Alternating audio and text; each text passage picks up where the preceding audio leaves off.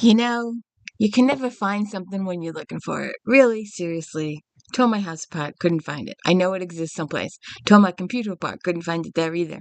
I know it exists. I know it's there. I just can't find it. So, anyways, welcome to the D. Louise book series. I'm Christina K-R-S-T-I-N-A. This is where we read books, talk about books, no special effects, no theme music, none of that fancy smashy stuff going on here. And this is book 10 in the Scottish Bookshop Mystery Series. And I got into this accidentally. I actually picked up the first book and read it and got hooked. I have a big spiel about the first book. I really go off on it. Um but anyways, uh this is the D. Louise book series. This is where we read books, talk about books, no special effects, no theme music, no fancy smashy stuff going on here. And if you could please hit the like and subscribe, I would appreciate it. So Delaney is an American who's from Scotland. Delaney is an American who goes to Scotland and gets a job in the Crack Spine, a very special bookstore that specializes in old books. Plus, the owner has been gathering materials for his entire life, and they all need cataloging and authenticating and stuff like that. And that's another part of her job. She also likes to solve mysteries. She's an amateur sleuth. And just last year, or 3 books ago, she married Tom, and her parents came over from the States and they had a big a wedding. So she's getting to know all the people in town, and she's getting to know the Inspector Winters. He's becoming an associate.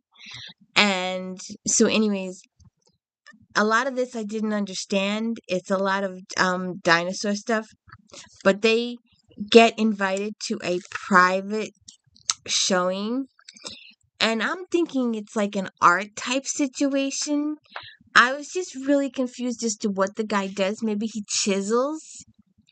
Um, so it says they meet with this guy who's very, very private and doesn't like to do public showings. He does private showings. And there's a whole bunch of spiel about that. And he claims that he really doesn't need the money, that he does private. He has family money. And they talk about this thing called PICS, Picts, the whole book. I really didn't understand most of it. I really wasn't interested in most of it either, so maybe that's a good thing or a bad thing. But apparently, um, so they go to this private showing, and the guy's secretary becomes sick, and she has to go to the hospital, so it's kind of cut short there. And Edwin is the owner of the bookshop where she works, the guy that she's doing all this archiving for. And she has Hamlet and Rosie as coworkers, and then she has a dog with her. And there's a whole big thing on the PICS, Picts, and that goes on for a while. And then Dr. Pace is killed, and they want to try and figure out why he was killed. And apparently, he was from Kansas. He went to the same university as Delaney, and it's kind of hard to, but they call back to the university. Delaney calls back to the university, and the guy was liked, but he did a few things that were not kosher.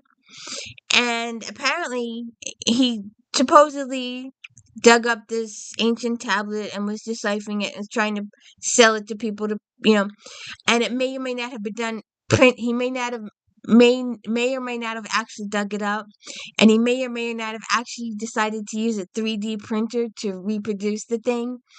And he was also into dinosaur bones, and he was specializing in this archaeologist thingy.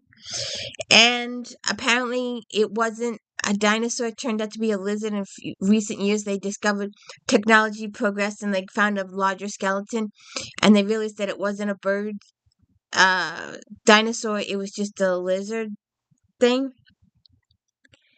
But this whole thing about the pigs and the research of pigs and the research of the dinosaurs and it wasn't for me. It just wasn't. I just was like, yeah, or whatever. Um, So they discover that he was doing the 3D printing. They interview all over town, and they discover that he was really bugging people and harassing people to buy his stuff, that he needed the money, and this was authentic, blah, blah, blah, but it was really fake because he had used a 3D printer. And at the end, sorry, spoiler alert, they find a room full of all the stuff he used the printer for. But they question everybody. She goes to the museum a lot. They talk about dinosaurs a lot. They talk about the archaeology thing a lot. They talk about imprinting a lot. So they let's see. Ronnie says he sent Dr. Pace away. I didn't like him and I didn't get a good vibe from him. I think he was a piece of work. He tried to sell us some bones that were not his to sell, dinosaur bones. Yes, this was recently, a month or so ago. He claimed he had authentic dinosaur bones he wanted to sell, but apparently they were ones that he used from the 3D printer.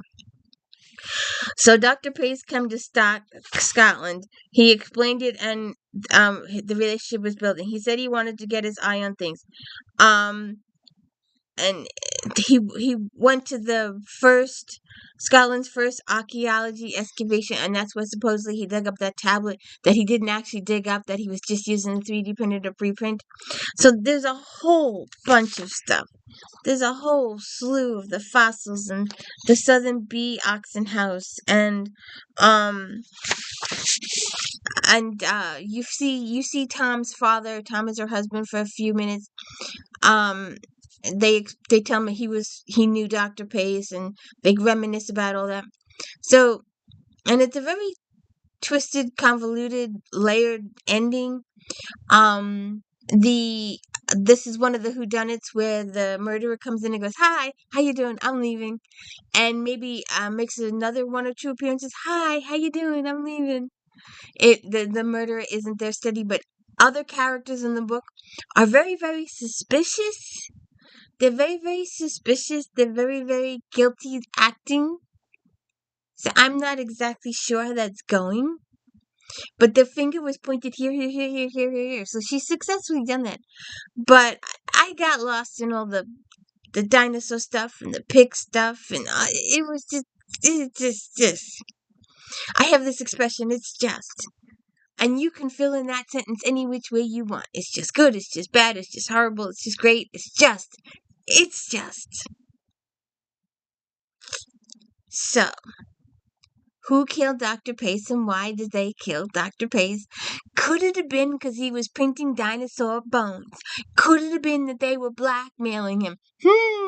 Could it have been this? Could it have been that? Could it have been this? Could it have been that? It might have been. It might have been. So, anyways, oh, and a little spoiler alert, non-plot related. Edwin purchases not only is it first edition, it's a color edition, and not only is it first edition and a color edition, but it's signed edition of The Wizard of Oz. Interesting. Have you seen Unboxing Sundays?